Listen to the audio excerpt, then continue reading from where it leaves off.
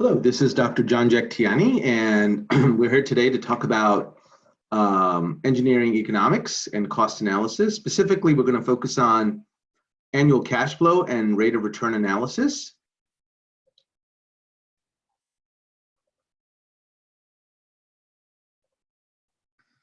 So what we're going to do first is talk about cash flows in this presentation, and then follow up with rate of return analysis as the second part of this series.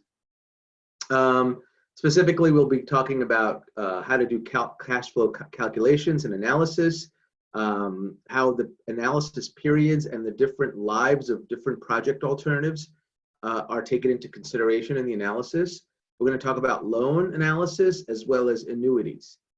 Please note that I will be going fairly quickly through the material with the expectation that some of the hands-on exercises that I would like my students to try are paused. So when you get to the hands-on exercises, you should pause the video and try those exercises yourself, either on Excel or Google Sheets or some sort of spreadsheet tool. With this in mind, the recommended way to view this video is to go through the video once in its entirety to get the scope and the breadth of the discussion, and then to listen to the video and watch the video with the hands-on exercises as experiences. So here we go. I want to make sure that everyone understands equivalent, uniform, and annual cost benefits, what equivalence means, problem analysis and cash flow equivalent of series of workflows, cash flows. We want to talk about annual worth, present worth analysis, comparing alternatives. When we talk about alternatives, we're talking about largely about project alternatives, in essence. So, and everywhere throughout the engineering economic analysis course structure, we rely heavily on spreadsheets. And I want to lastly cover in the section on how period cash flows affect annuity payments. So let's use a vignette and as an example. If we have the U.S. Department of Energy has a goal to reduce appliance energy usage by 20%. Many people have seen this logo. We know that many people just buy appliances and ignore this logo or don't understand the significance of it. We are seeing people not trying to buy appliances that are not as energy efficient because of a mindset of maybe these appliances aren't effective enough or they don't save that much money. We do know that sometimes energy prices fluctuate, and that's why adoption is slow, right? So energy costs dictate how home builders use some of these appliances and how these appliances are sold, the incentive models that are in place, etc. Having said that, if we take a laundry appliance, the average household uses 400 loads of laundry, or does 400 loads of laundry using 40 gallons of water per load, which is an amazing amount of water, right? A lot of water. Energy Star reduces the water by a total of 40%, up to 40%, and can reduce costs and save a lot of natural resources.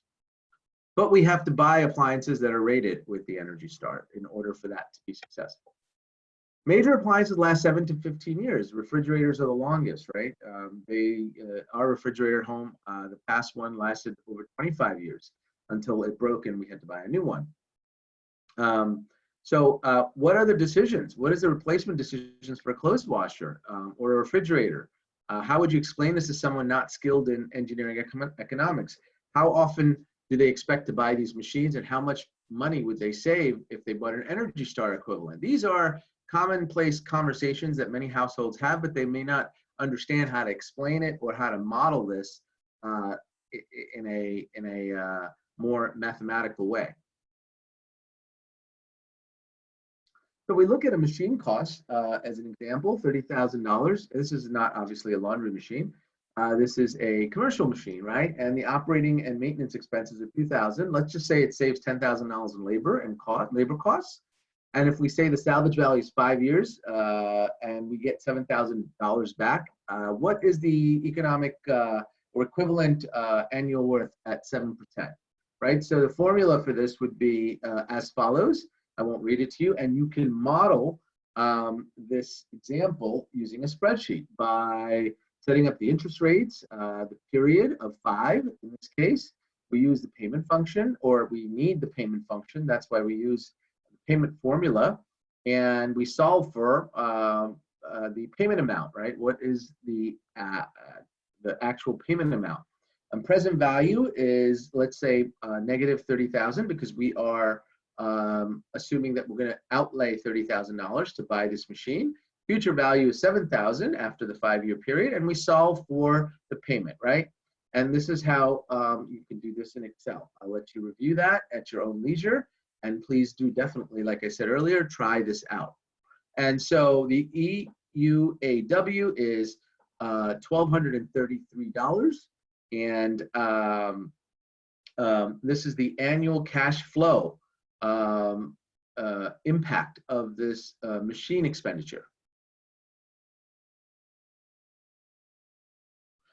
Now, if we consider a capital cost from the same example, machine cost of $30,000, salvage value $7,000. The capital recovery cost at 10% comes out to be $6,767 by using the same payment function. Again, I want you to try this, pause this, and try this yourself. So we look at the cash flow calculations on a continuum or on a graphical outline. You see that you can depict it using these period cash flows, and these periods are annual in this example. So every year we have a constant cash flow of A all the way to n-1, and then of course n is the period. So in this case it was 5. This is just shown for illustration purposes.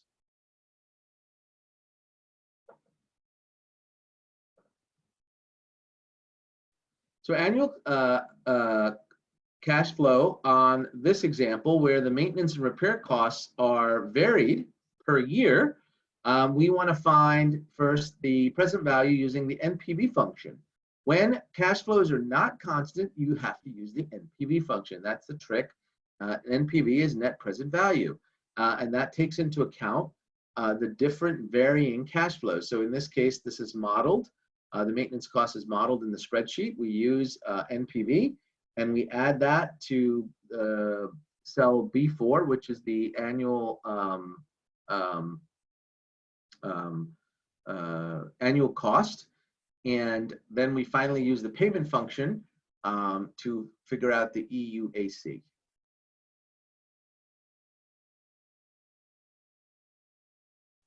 Here's an example of an overhaul in year 3. If we added an overhaul, how this would example would pan out using the same NPV and PMT functions.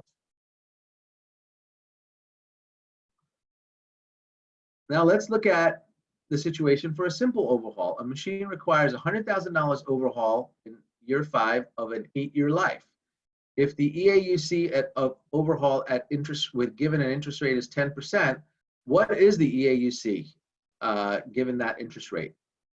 Is it A, 62.09 thousand, B, 133.10 thousand, 11.6 thousand, 18.74 thousand? E is not an option. So it is C, because we use the present value function, and then we use the payment function by calculating the amounts.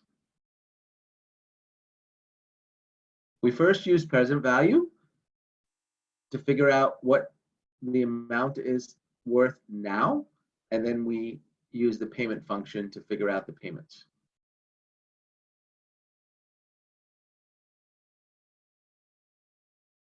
So let's look at, as a summary, how we do cash flow analysis. If your situation is neither the input nor the output is fixed, or if the output is fixed, or if the input is fixed. These are the criteria that you need to establish EU, right? Equivalence. Just a handy chart. Now we're comparing two examples. An example of device B or an example of device A on the left. If we look at EAUC for A versus EAUC for B, we find a slight difference. And it is because the payment streams are constant in device A versus device B, they vary. Now this is using a formula. You can easily use the NPV function like we showed earlier in Excel, and I encourage you to do that. Taking another example of 3 plans with installed equipment costs, material and labor savings costs, operating expenses on an annualized basis, and a salvage value. Remember, all machines generally have a salvage value. After the useful life is over, you can sell it on the market, recycle it, retool it, whatever method that might be used to utilize that equipment. There's always some amount that's worth, either in cash or kind, and we call that the salvage value. So here, if we take those 4 into consideration, we use the EU, we calculate the equivalence by either the formula, the math formulas that preceded these slides that I showed, or in Excel.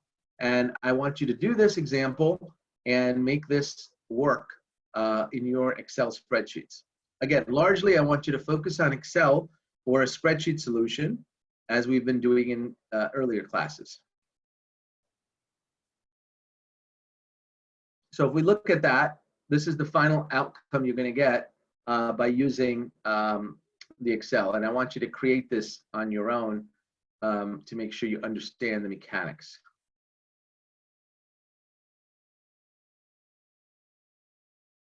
Moving on with another example where you have useful life that's varied between 2 pumps, let's say, maybe water pumps or gas station pumps, etc. When the pump's life might be different, how do you evaluate equivalence, right, in today's dollars? And this is an example of 2 pumps that have varying initial costs, varying salvage life, and varying useful lives in order to equate which is a better investment. So in this particular case, the annual cost for a 6-year pump for pump B is $909 versus pump A is $814. So $814 is a better investment, all things equal. That's how you would read this outcome from this example. And that's what equivalence means. We're trying to, again, relate moving variables in different alternatives to equate those variables financially into today's dollars so we can make the right investment decisions based on financials. Obviously, there's qualitative aspects of making decisions. There's social aspects, there's environmental aspects, etc. Those would obviously factor in. We are just showing the economic analysis by using this equivalence method. And this is the same using a graphical example rather than a spreadsheet example. So the analysis period is different alternating lives, right? Alternate lives. You use that analysis period to compare. Sometimes there is a situation where there's infinite period. Makes the analysis a bit tricky, but we extrapolate in that case. So in the case where there are difference in alternate lives, or there are same alternate lives, we use the same analysis period. When there are multiple lives, we assume identical replacements and each annual equivalence based on that alternative's life, right? Again, alternatives is the alternative investment that we're talking about.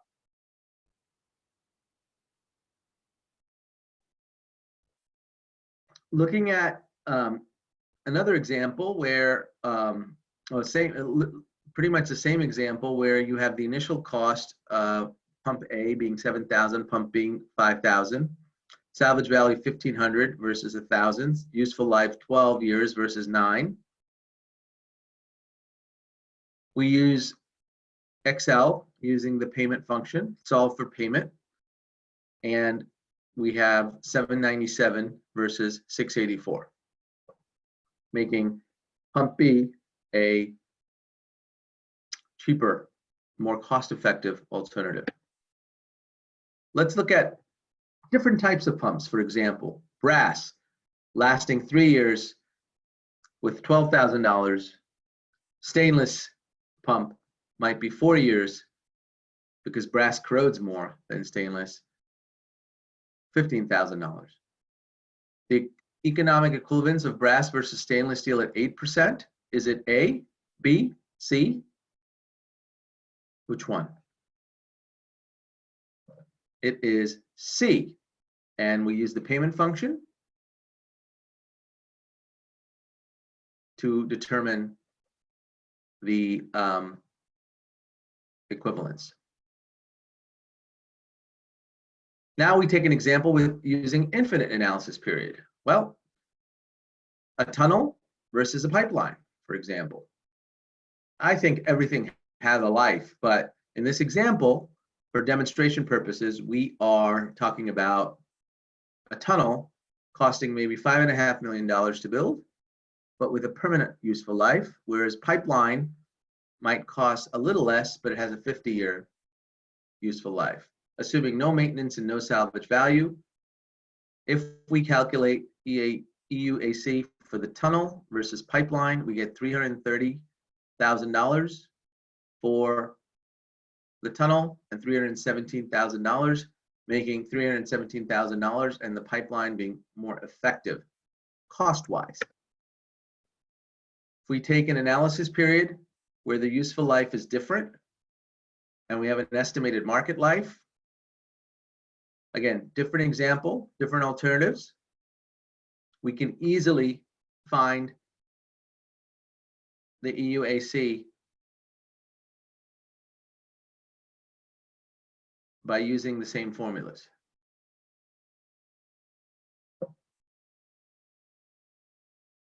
Here's an amortization schedule, all right, which is different periods and what the interest versus principals are. This is a situation with a loan. We have an initial balance of $2,400, an interest rate of 0.5%, 6 periods, 6-month loan. Actually, it's a 6% interest rate. Every month, the interest rate would be 0.5% because we're using monthly analysis. Anyway, you can solve for payment and you get an answer of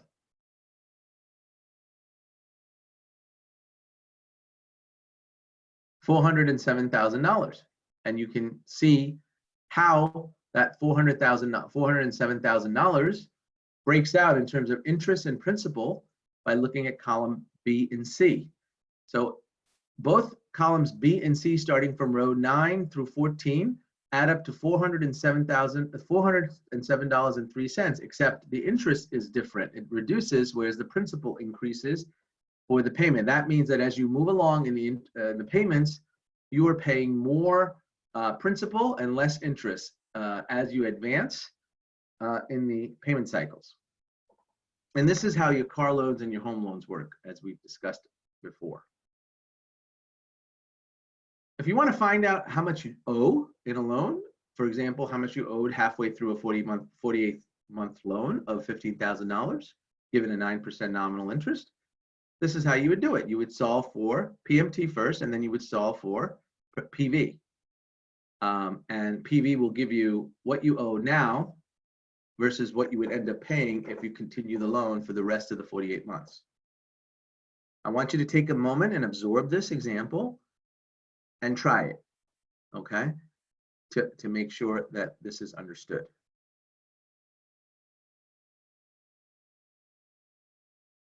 How about an annuity due for a lease, if you have a lease of a car, an apartment, whatever, find the present worth for a year and equivalent monthly cost.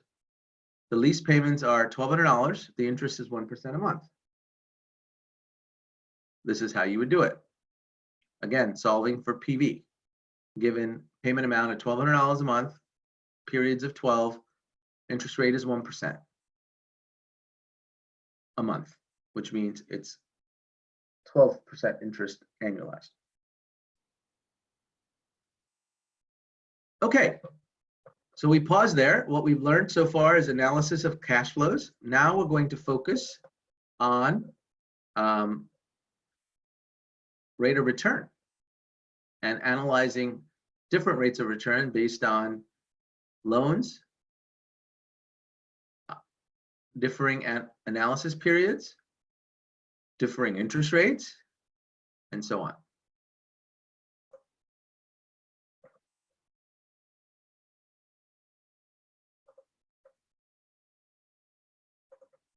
Okay, so we want to understand how to evaluate cash flows with internal rate of return. Graphically plot present worth and interest rates to find the internal rate of return. Very important concept in engineering analysis, cost analysis.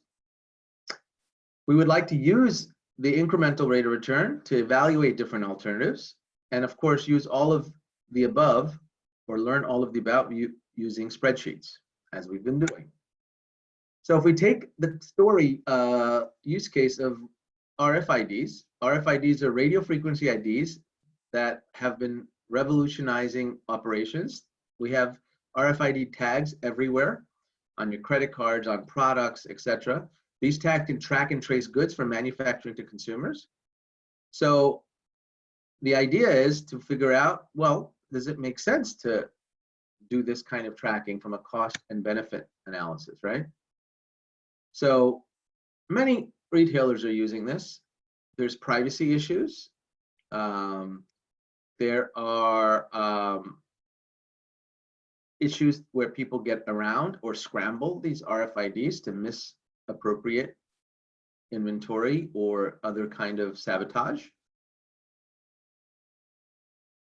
But we have many companies, for example, a clothing manufacturer might use these tags and do use them. I know Gap uses them. I know Nike uses them on new season lines, right? For example, to track what's working from a seasonal perspective so that they can,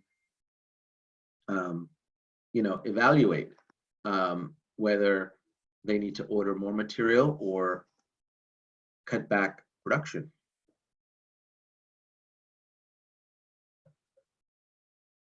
I want to acknowledge that rate of return is the most frequently used measure in engineering economic analysis.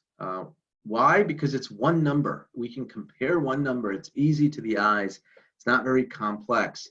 It has its limitations. We will talk about that, but it is very advantageous because people really understand this. It's very intuitive.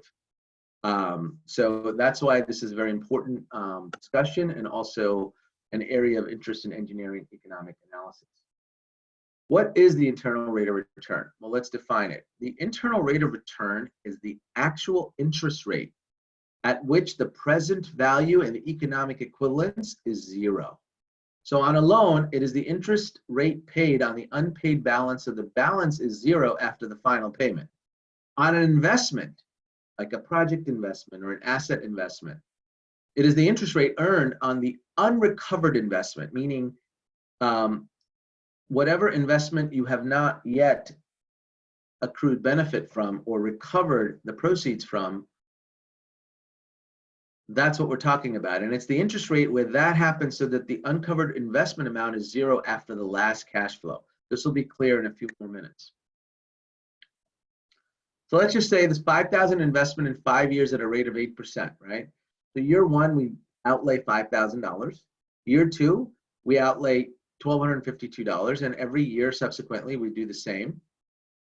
And we have unrecovered investment at the beginning of the year of 5,000 in the first year, right? In the second year, it's the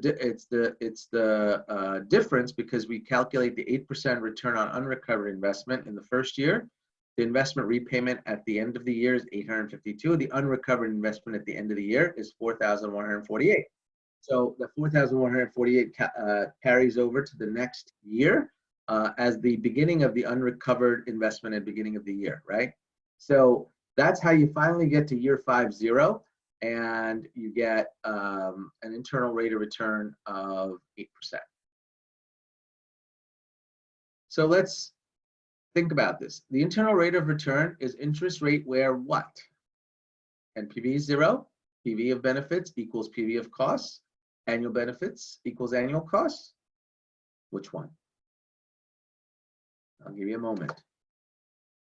All of the above, right? Because NPV is 0 when the present value of benefits is equivalent to the cost. That means that it's neither here nor there whether you want to make the investments or not, right? And annual benefits and annual costs are equal, right? So all of these three are different ways of saying the internal rate of return. Basically, all three are the same things, mean the same thing, and that's at that rate is your internal rate of return when NPV goes to 0, when costs equal benefits, etc. So let's take an example and investigate. An engineer invests $5,000 annually, and at the end of an engineer invests $5,000 annually at year end for 40 years. So every end of the year, this person is investing $5,000 for $1 million at retirement. If they want $1 million in retirement, what interest must be earned? The answer to this uses the rate function in Excel, and you will get a 7.007%, meaning a little over 7%. So this engineer, he saves $1,000. If any of you decide to save $1,000 at the end of every year for 40 years, and your interest is 7.007%, give or take, you will expect to have $1 million at the age of your retirement in 40 years, for example. And that's how you calculate it. If a firm invests $75,000 to save $9,000 a year in energy costs for 15 years, what's the project's rate of return? It is 8.44. You use a simple rate function again, put the right parameters in, 15 for the years, 9,000 for the to save annually, and 75,000 initial outlay. Your rate of return for the project is 8.44%. Very, very simple. Small restaurant costs, $350,000. Expected profits, $22,000 a year for 6 years. When the value is $400,000, what is the project's rate of return? 8.22%. Same rate function, right? So we look at it from a visual perspective. This is what's happening, right? Cash flow diagram on the right side. $700 down in this example. Period 1, we get $100. Period 2, $175. Period 3, $250. Period 4, $325. We calculate the equivalence. You can do it in the spreadsheet, which is what we prefer. We use IRR function. There is an IRR function, and you get an IRR of 6.91%. Easy peasy. This also can be solved in a one-step function with an annuity function. For example, if you have a cash flow, $300,000 in year 1, and year 2, $45,000 outlay. Year 5, you use the rate function, and you get the answer of 7.5%.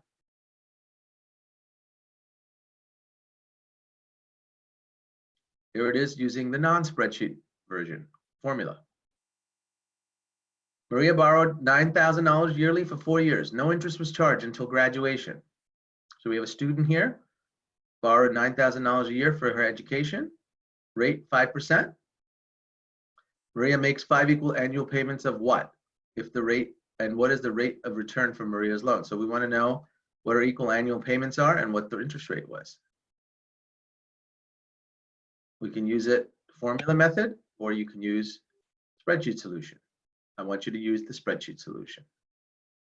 Please pause here and try this example. And this is the amortization, which means you see every year what the interest rate is plus the amount started with the year, ended with the year. And here's a graphical representation of the student loan example.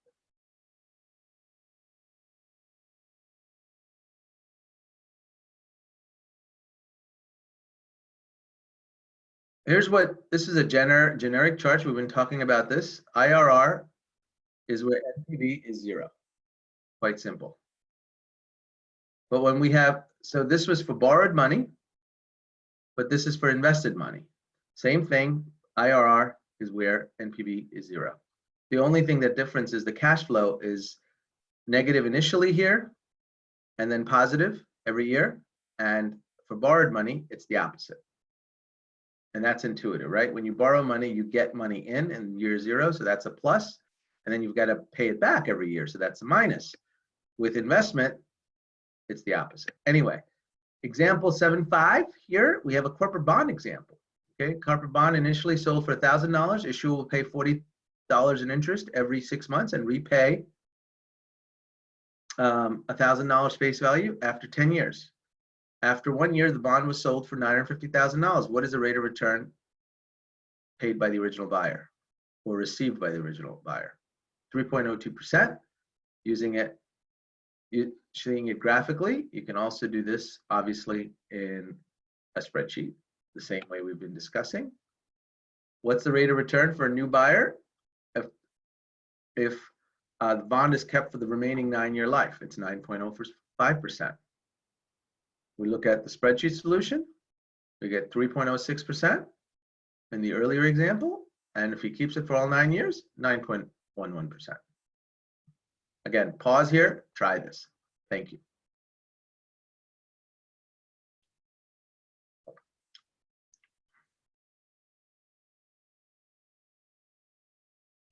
You can try the effect function, and that's the effective rate.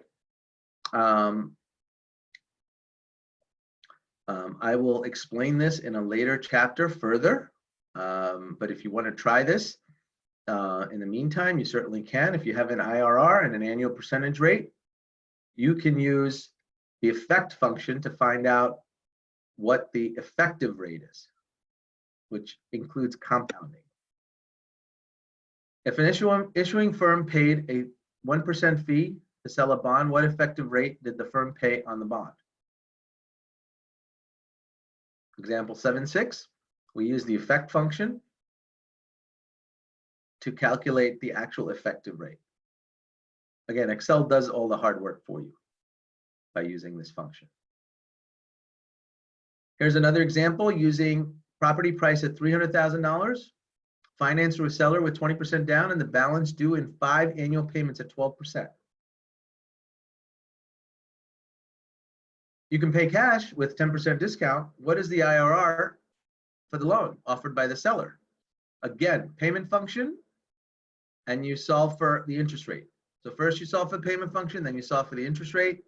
You get 66,578 for the option 1, and you get 17.62% for the interest rate. I would like you to try this, obviously.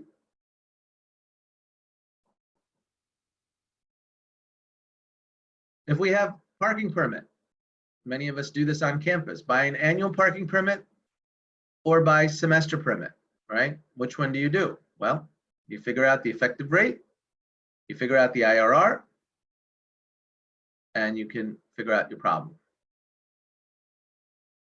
Liability insurance, we buy that too on our cars. Pay for liability insurance, $10,000 a quarter or $35,000 a year. What is the rate of return for paying annually? Annual effective rate comes out to be 44.8%. Okay. Once again, you can do that in a spreadsheet as well.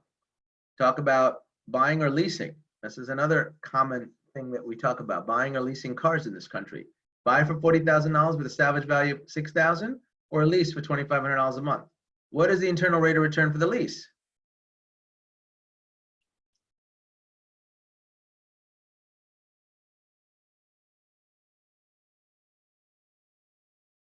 Incremental analysis. When you have two or more alternatives, the rate of return must determine the incremental rate of return. It's called the difference in the IRR.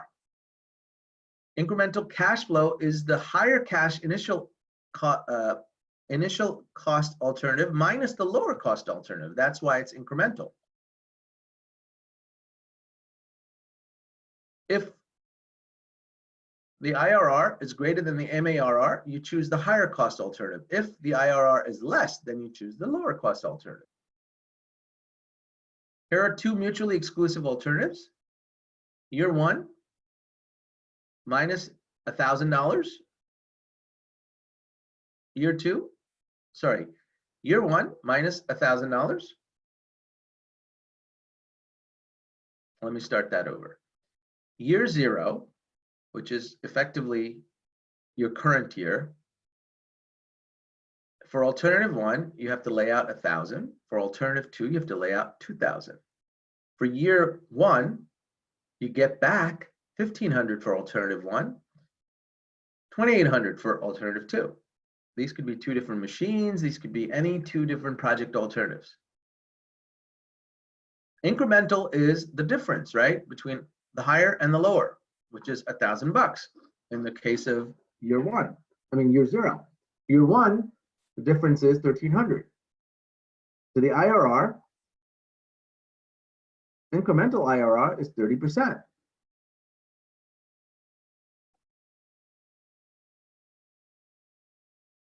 I'll let you go through example 713 on your own. It's a cost-saving device, has no salvage value. Please pause here, read this, and try it.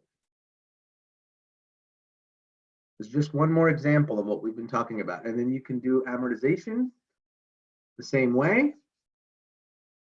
If you compare two different machines, for example. And finally, there's the goal seek function you can use. For those of you who came to my Excel class, you can see the intermediate Excel class. If you don't know how to do goal seek function, I would encourage you to review my Excel class notes to show you how to do that, but you can use that to solve this problem as well.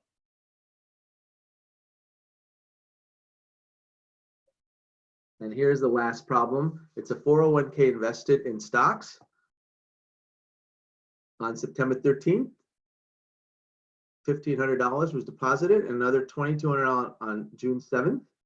The following year, if the account has $3,840 on 2017 in August, what is the annual rate of return? So you can see varying dates, varying amounts. How do you figure that out? You use the XIR function with dates and cash flows, and you will get 8.24%. Please try this out. I thank you for listening. I know there's a lot of information, but the only way to do this is replay this video and try every example for yourself by pausing the video and going to Excel or Google Sheets. Thank you for listening. More again on the next class recording.